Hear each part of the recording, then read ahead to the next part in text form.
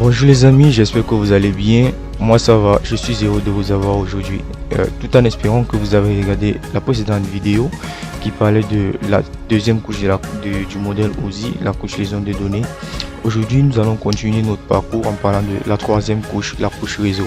Alors avant de commencer, ce que je voudrais que vous sachiez, c'est que à ce niveau du réseau, les équipements auxquels nous avons affaire, ce sont des routeurs. Alors je vais vous expliquer le rôle des routeurs au fur et à mesure que nous avancerons dans la vidéo.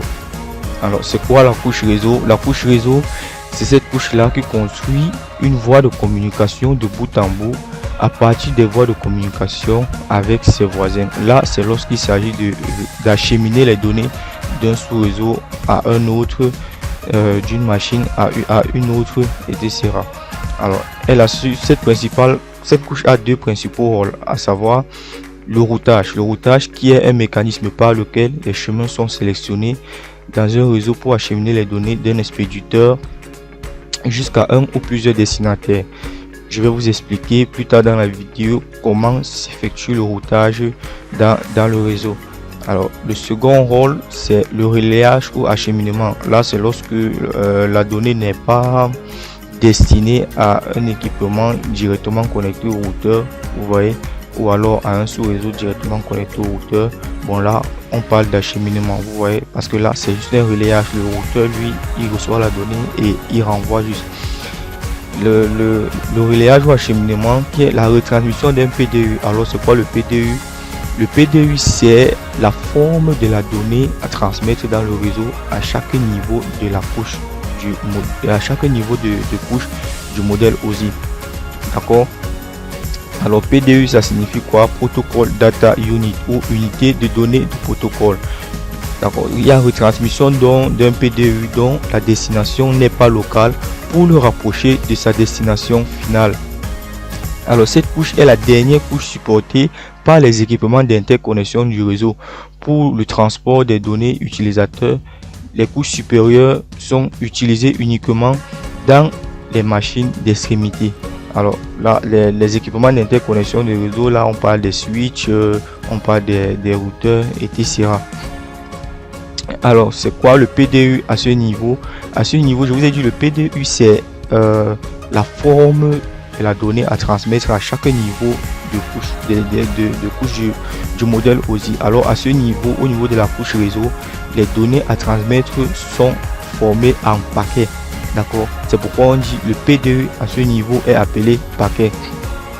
Alors la couche réseau fournit plusieurs services à la couche 4 qui est la couche directement au-dessus d'elle, c'est-à-dire la couche transport. Ces services sont l'acheminement des messages à travers le réseau, le contrôle de gestion et plus généralement la gestion de la qualité de service. Et ensuite on a l'interconnexion. Alors tous ces services là sont regroupés en deux grands types. D'accord? Nous avons des services en mode de non connecté. À ce niveau, quand on parle de non connecté, ça veut dire quoi? Vous savez, les données sont envoyées en paquets. Dans ce niveau, les données sont comme des paquets. D'accord? Et lorsqu'on parle de paquets, ça veut dire que ce sont des petits fragments d'un message global. Alors on dit à ce niveau, lorsqu'on parle de mode non connecté, les datagrammes sont acheminés indépendamment les uns des autres. D'accord? Là ça veut dire quoi? Ça veut dire que lorsque le routeur reçoit les paquets, alors ces paquets sont retransmis dans des routes, d'accord, indépendamment les uns des autres. Ça veut dire tous ces paquets n'empruntent pas automatiquement le même chemin en fait. Voilà. Ensuite nous avons le mode connecté. Le mode connecté ici, il y a la création d'un circuit virtuel. D'accord, il y a la création d'un circuit virtuel de la machine émettrice vers la machine réceptrice. Ça veut dire dans le réseau, étant donné qu'il y a plusieurs routeurs interconnectés qui créent des routes dans le réseau, d'accord, il y a une route virtuelle qui sera créée ou établie afin que toutes les trames envoyées puissent passer par cette route là. D'accord? C'est ça le mode connecté.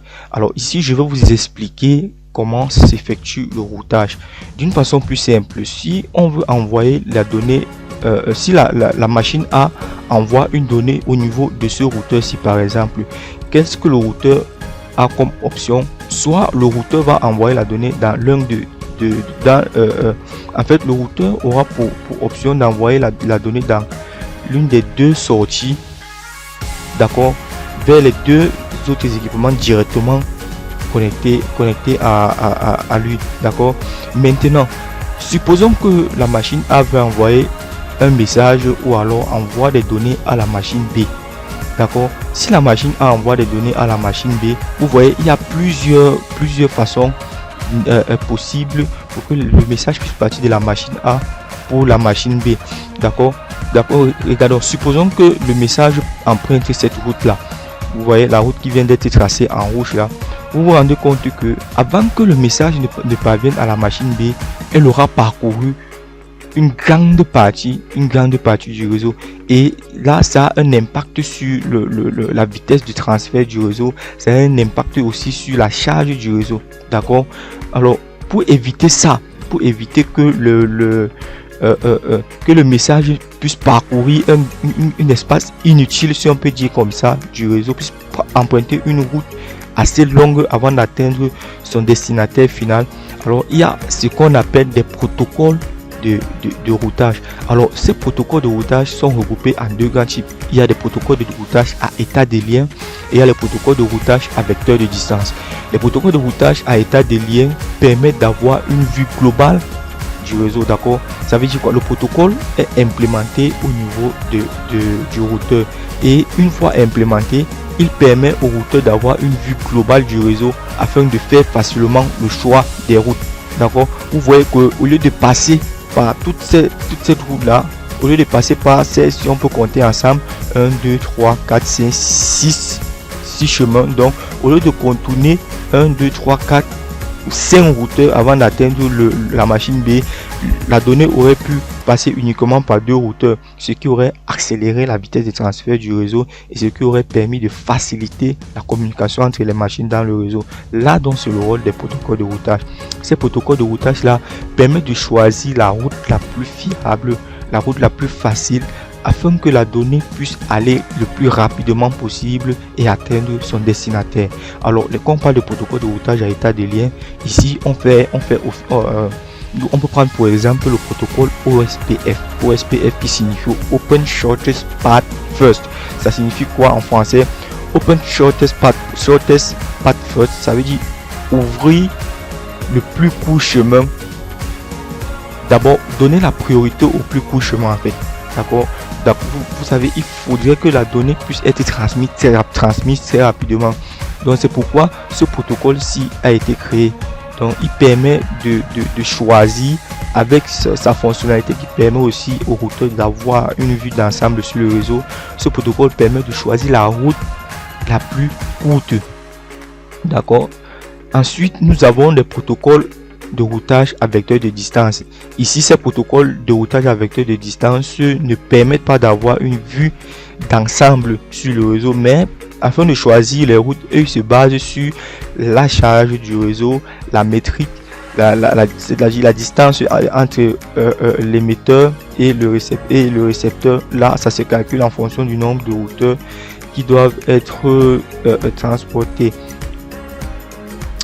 Comme exemple, nous avons le protocole RIP qui est d'ailleurs le plus utilisé actuellement. Nous utilisons le protocole. Il y a le protocole RIP version 2 qui est le plus implémenté. RIP qui signifie Routing Information Protocol, donc protocole de routage d'information, et le protocole IGRP, d'accord, qui signifie Enhanced Interior Gateway Routing Protocol.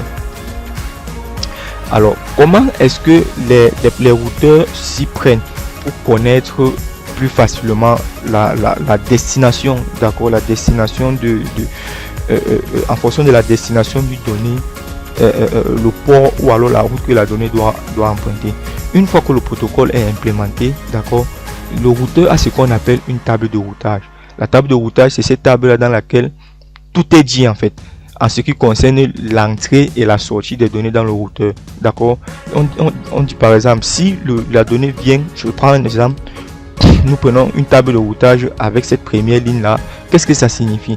Ça signifie que si dans le réseau, le routeur reçoit une donnée venant du sous-réseau ayant pour adresse 192.168.1.0 Et pour masque de sous-réseau 255.255.255.0, d'accord, en destination d'un autre réseau qui peut être directement relié au routeur, ou alors qui peut être relié à un autre routeur qui est directement relié au routeur, alors le routeur en question doit se charger d'envoyer ces données vers son port appelé Ethernet 0. Là, c'est comme ça qu'on abrège au niveau de la sortie ETH 0. C'est comme ça on appelle les ports Ethernet 0.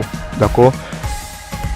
Là, c'est dans le cas, si c'est dans le cas où c'est le réseau de destination qui est directement connecté, d'accord, vous allez voir que là, le routage, on va parler directement de routage, d'accord, parce que ça, la donnée va partir de l'émetteur vers le destinataire sans traverser plusieurs routeurs en fait.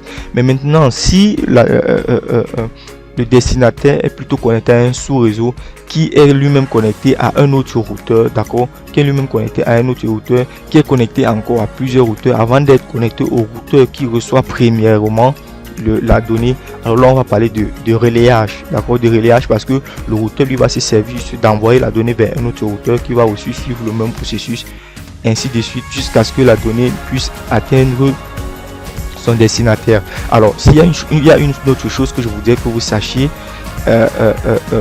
en ce qui concerne le routeur, c'est le contrôle de congestion. Quand est-ce qu'on parle de congestion? On parle de congestion alors lorsqu'il y a saturation, d'accord. La congestion, c'est lorsqu'il y a saturation au niveau de routeur.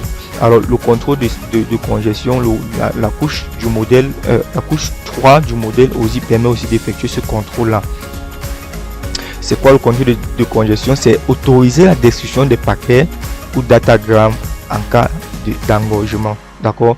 Donc lorsque les paquets sont déjà, lorsqu'en fait il y a déjà assez de données au niveau de routeur ou alors dans le réseau, le contrôle de gestion permet d'autoriser la destruction de l'un de ces paquets. Ça peut être les paquets qui sont arrivés en premier, d'accord, ou alors en fonction de l'implémentation du réseau, des paquets seront détruits. Alors limiter le nombre de paquets datagrammes en transit dans le réseau. Là, limiter le nombre de paquets datagrammes en transit dans le réseau, ça permet d'éviter les collisions dans le réseau. Vous savez, lorsqu'il y a collision dans un réseau, ça crée beaucoup de désagréments. On a la réduction de la vitesse du réseau, on a beaucoup de choses qui vont avec. Alors, utiliser le contrôle de flux, limiter l'accès lorsque le réseau est submergé. Voilà, là c'est aussi pour éviter les collisions et pour permettre que le réseau soit le plus rapide possible. Autre rôle de la couche 3 du modèle OSI, qui est la couche réseau, c'est le rôle d'adressage, d'accord. Vous savez, dans un réseau, afin que les machines puissent interconnecter entre elles, elles doivent être adressées. Voilà, elles doivent les adresses, c'est quoi? C'est un peu comme je vais dire vos noms, si on peut dire comme ça. C'est un peu comme vos noms dans le réseau. En fait, c'est ce qui vous permet, c'est ce qui permet à une autre machine de vous connaître dans le réseau, d'accord, et qui vous permet de communiquer dans le réseau avec une autre machine du réseau. Et elle permet aussi, la couche réseau permet aussi de spécifier la taille des paquets. Alors nous sommes arrivés à la fin de cette vidéo qui parlait de la troisième couche du modèle, aussi la couche réseau. J'espère que vous avez aimé, j'espère qu'elle vous a plu et qu'elle vous a apporté un plus en ce qui concerne votre connaissance du réseau. Alors si vous avez aimé, n'hésitez pas à vous abonner et à partager afin de faire profiter davantage ceux qui sont autour de vous et les inciter à s'abonner aussi pour être au parfum de toutes les prochaines vidéos. Alors rendez-vous à la prochaine vidéo où nous parlerons de la couche 4 du modèle, aussi la couche transport.